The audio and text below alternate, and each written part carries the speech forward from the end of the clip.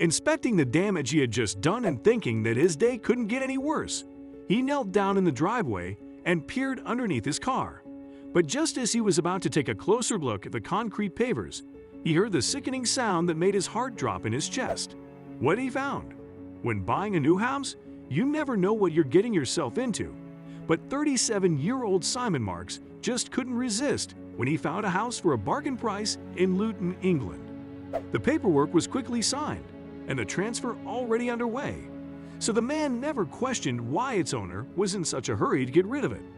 A few months later, Simon excitedly unpacked his boxes. He was eager to spend the first night in his new home after a tiring weekend of hauling his belongings back and forth. He climbed into bed, exhausted, calculating the distance of his new and much shorter commute to the office.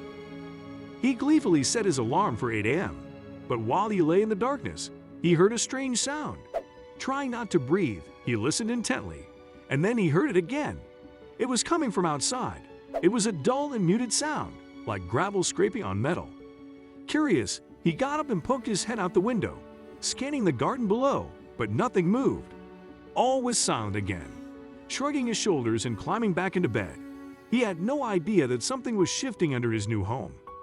The next morning, Simon threw his black Valhalla Zafira into reverse, but instead of backing out of his driveway, the car lurched forward.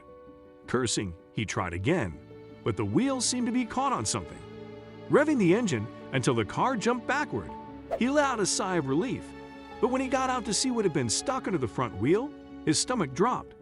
Kneeling down to take a closer look, Simon saw that the pavers of the driveway had cracked, and then, right before his eyes, the driveway began to give in.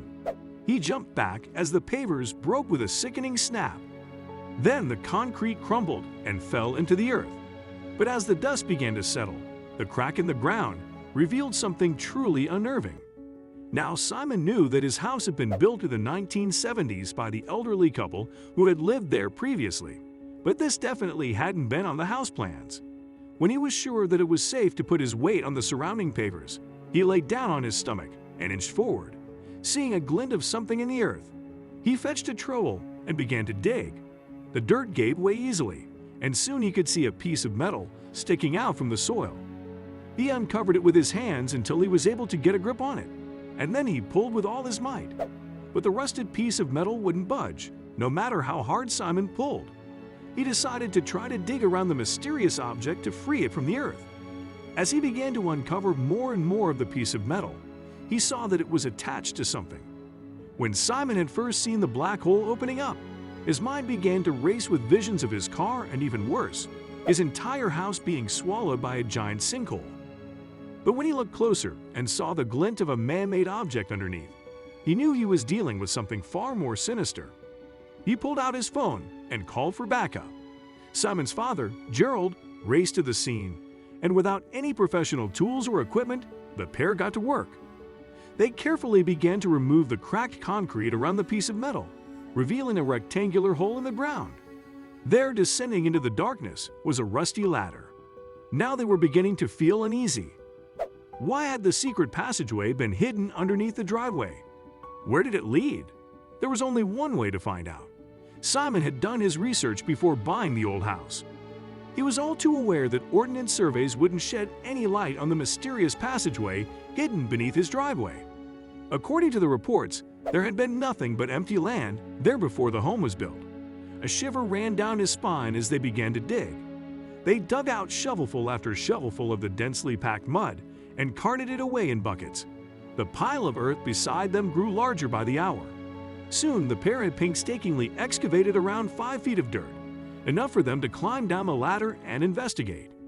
And what they found would shed some light on the house's eerie past. As Simon climbed halfway down the ladder, a strange feeling crept over him. He didn't want to go any further. What if it wasn't safe? He ran back to the house to fetch his selfie stick. With his phone firmly attached, he lowered it into the hole. On the phone's screen, he saw that the underground passageway was hiding 2 rooms. Gerald thought he knew what they were looking at immediately, but they had to be sure. Simon had purchased the property in question for around $500,000, but the land had been used for something else long before the house was built there.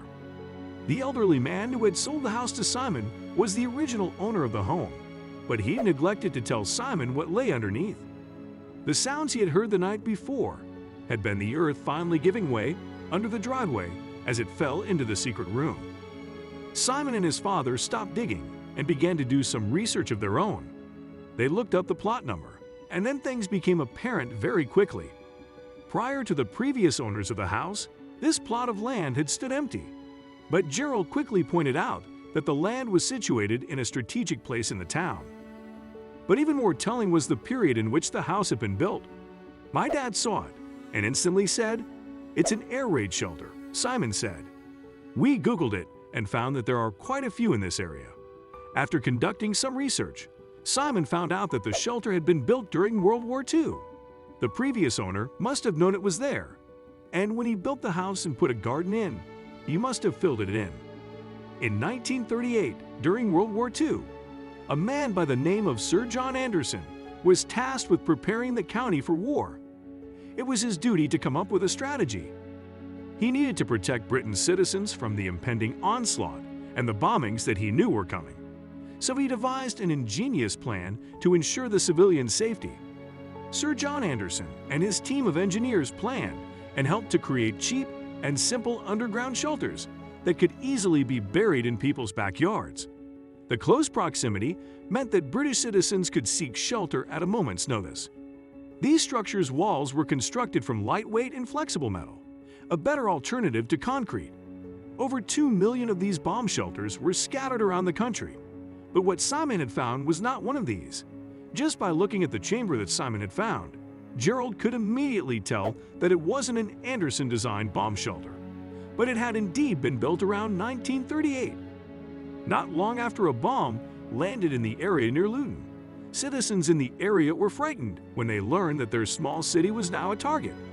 They had to find a better way to stay safe. The community came together and quickly devised a plan to create a community shelter that was built to better withstand the air raids. Gerald could tell that the shelter that they had uncovered was definitely not an Anderson-style shelter. It had at least 2 rooms and was constructed from bricks and concrete. And as Simon and Gerald dug deeper into the shelter, they uncovered some unusual artifacts. In one of the hidden rooms, Simon and Gerald found a newspaper clipping. The Herald newspaper dated from the days of World War II, and one of the headlines read, "Luton Airport. Is this the end?" While other articles detailed the goings-on of daily life in the war-torn country, this artifact offered a rare glimpse into British life during the war. But it wasn't the only relic they found. Simon and Gerald also found evidence that proved that the bomb shelter had once been stocked up with food and water to sustain the people who lived there. After all, people who were held up in underground shelters could be stuck there for days at a time. It's incredible to think it has all been made by hand, Simon later told reporters. The concrete walls of the underground shelter had been reinforced by brick and mortar, which created a further buffer to protect it from the raids from above. But even after Simon and Gerald had finally unearthed the monumental discovery, their work still wasn't done. It's been a case of dig, dig, dig. We're about 5 feet down at the moment, so it's just another 5 feet to go until it's finished.